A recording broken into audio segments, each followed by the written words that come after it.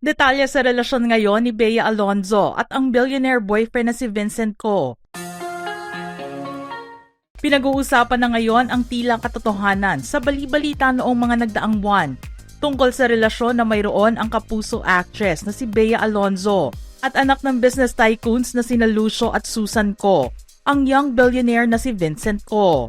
Maaalala na noong buwan ng May na isulat ang tungkol sa pagbabakasyon ng dalawa sa bansang Spain at kasabay nito ang usapin sa kanilang di umano'y pagpapakasal ng lihim.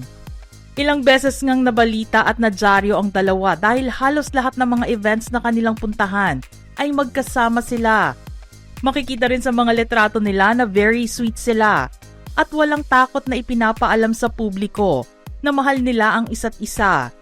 Wala pang kumpirmasyon noon ang naibibigay dito ng magkabilang kampo at puro haka-haka lang ang lumalabas.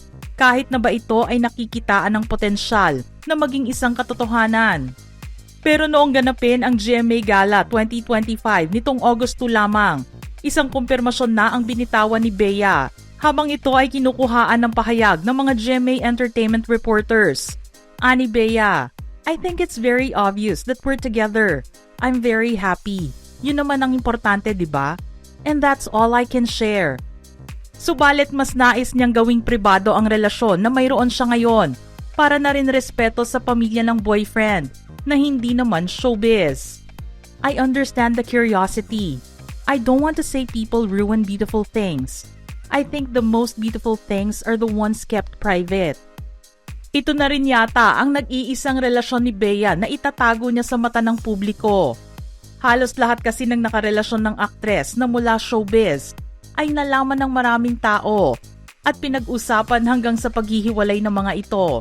Ayon nga sa ilang mga netizens, maswerte si Bea dahil tinanggap siya ng pamilya ni Vincent dahil ang tradisyon ng mga Chinese ay dapat parehong nationality ang mapangasawa ng kanilang kamag-anak o sa sitwasyon na ito ay ng anak.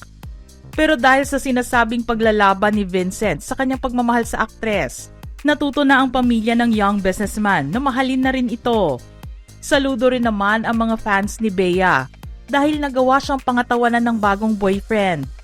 Dito nila naramdaman na sobra ang pagmamahal ni Vincent para kay Bea, na ang usap-usapan din noon ay matagal na nitong gusto ang aktres, pero hindi makatsyempo ng ligaw dahil may karelasyon si Bea noon.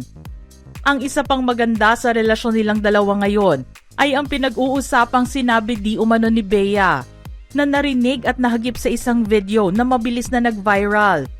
Ito ang pagsabi daw ng aktres na Chinese na siya ngayon. Maraming netizens ang naglabas ng kanilang sariling interpretasyon sa naging sagot na ito ni Bea sa kanyang kasama na nagtanong kung kamusta na ito ngayon. Masaya niyang sinabi na, Chinese na ako ngayon.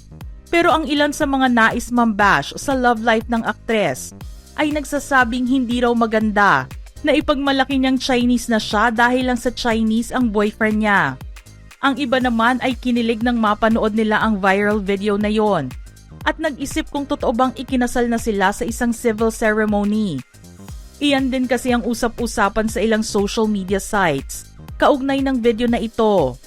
Dumagdag naman sa mga haka-hakang ito ang post na ginawa ni Bea para sa isang jewelry store na nagbebenta ng diamond rings.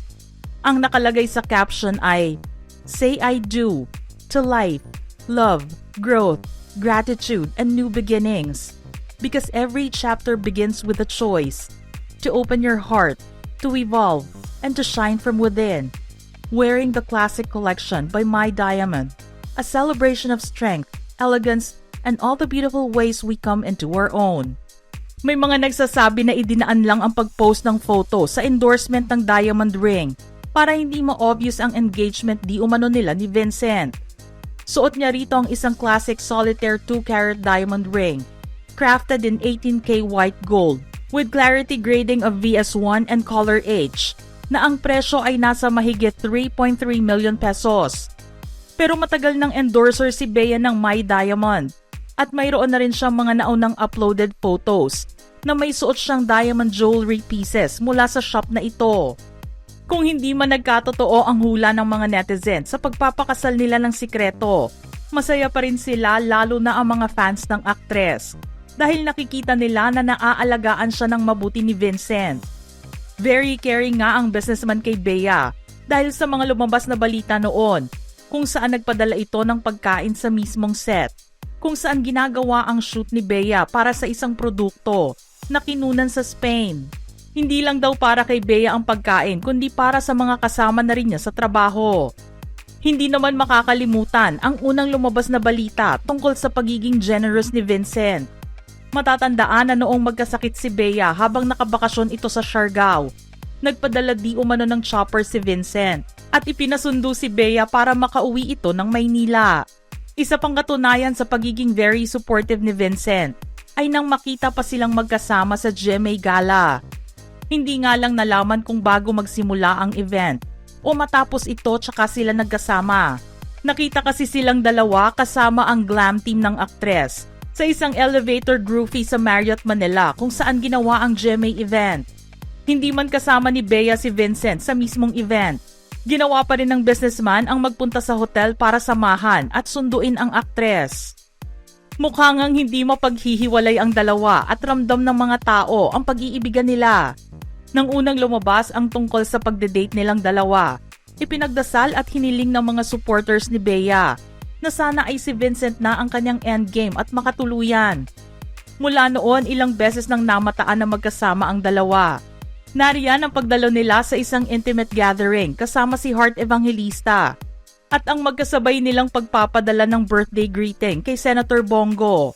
Nakita rin ang pagiging supportive girlfriend ni Bea sa mga events ng family business ni Vincent.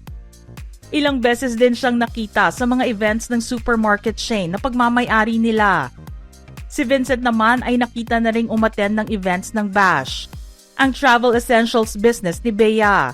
Noong nakaraang buwan naman ay naging laman ulit sila ng headlines matapos silang makita sa Terminal 1 ng NAIA na magkasamang may dalang mga maleta.